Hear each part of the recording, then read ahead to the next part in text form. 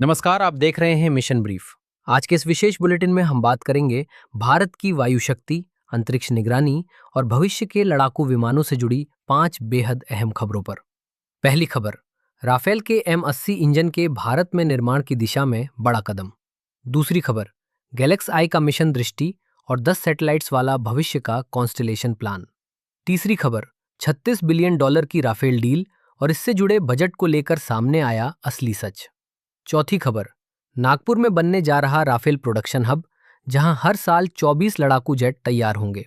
पांचवी और आखिरी खबर, Su-57 बनाम F-35 और भारत किस 5वीं पीढ़ी के फाइटर की ओर झुकता नजर आ रहा है। पूरा वीडियो देखिए क्योंकि हर खबर भारत की रणनीतिक दिशा तय करती है। खबर 1, भारत में राफेल के M80-8 इंजन का स्थानीय उत्पादन भारत की रक्षा आत्मनिर्भरता की दिशा में एक बड़ा कदम। फ्रांस की सैफरान कंपनी भारतीय वायुसेना के राफेल लड़ाकू विमानों के लिए M80-8 इंजन के स्थानीय उत्पादन पर सहमति की ओर बढ़ रही है। योजना के तहत भारत में बने राफेल जेट्स के लिए इंजन सपोर्ट, मेंटेनेंस और कई प्रमुख पार्ट्स देश में ही तैयार किए जाएंगे। इससे न सिर्फ मेंटेनेंस लागत घटेगी बल्कि ऑपरेशनल रेडीनेस भी बढ़ेगी। भविष्य में भारत को M80-8 टी-रेक्स इंजन का विकल्प भी मिल सकता है, जो अधिक थ्रस्ट और बेहतर परफॉर्मेंस के साथ राफेल को अगले स्तर पर ले जाएगा। खबर 2, गैलेक्स आई का मिशन दृष्टि, अंतरिक्ष से हर मौसम निगरानी। भारत का प्राइवेट स्पेस सेक्टर तेजी से आगे बढ़ रहा है। गैलेक्स आई अपने मिशन दृष्टि के तहत एक ऐसा सैटेलाइट लॉन्च करने जा रहा है जो ऑप्टिकल और रडार डेटा को एक साथ जोड़कर पृथ्वी की इमेजिंग करेगा। यह तकनीक बादल, अंधेरा या खराब मौसम किसी भी स्थिति में लगातार निगरानी संभव बनाएगी। 2030 तक कंपनी 10 सैटेलाइट्स की कॉन्स्टेलेशन तैयार करने की योजना में है, जिससे डिफेंस, डिजास्टर मैनेजमेंट और इंफ्रास्ट्रक्चर मॉनिटरिंग को बड़ी ताकत मिलेगी। खबर 3, $36 बिलियन राफेल डील, क्या स्वदेशी प्रोजेक्ट्स पर असर पड़ेगा? राफेल डील को लेकर अक्सर सवाल उठता है, क्या यह तेजस और AMCA जैसे स्वदेशी कार्यक्रमों को नुकसान पहुंचाएगी?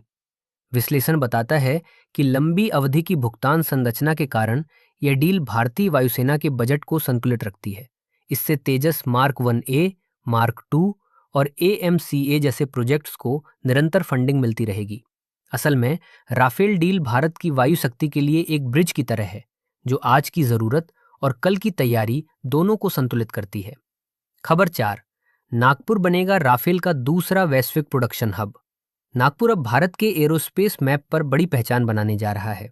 दसॉल्ट एविएशन यहां 24 राफेल जेट सालाना बनाने की क्षमता वाला प्रोडक्शन हब तैयार कर रहा है। यह सिर्फ असेंबली लाइन नहीं होगी, बल्कि फुल स्केल मैन्युफैक्चरिंग, टेस्टिंग और डिलीवरी की सुविधा होगी।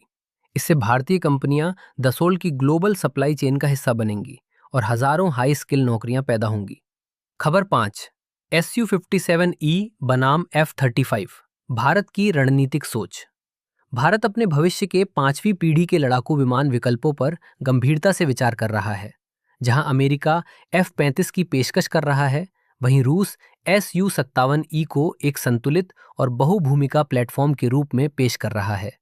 Su-57E की खासियत है stealth, high speed super cruise, लंबी रेंज मिसाइल क्षमता और विविध मिशन प्रोफाइल।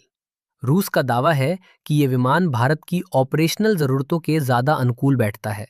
फैसला जो भी हो, ये भारत की भविष्य की वायु रणनीति को परिभाषित करेगा। तो ये थी आज की मिशन ब्रीफ की 5 बड़ी और निर्णायक खबरें। अगर आपको यह विश्लेषण पसंद आया हो तो लाइक करें, अपनी राय कमेंट में जरूर लिखें और ऐसे ही भरोसेमंद रक्षा अपडेट्स के लिए वीडियो को शेयर करें। मैं हूं आपका होस्ट, मिलते हैं अगले मिशन ब्रीफ में। जय हिंद।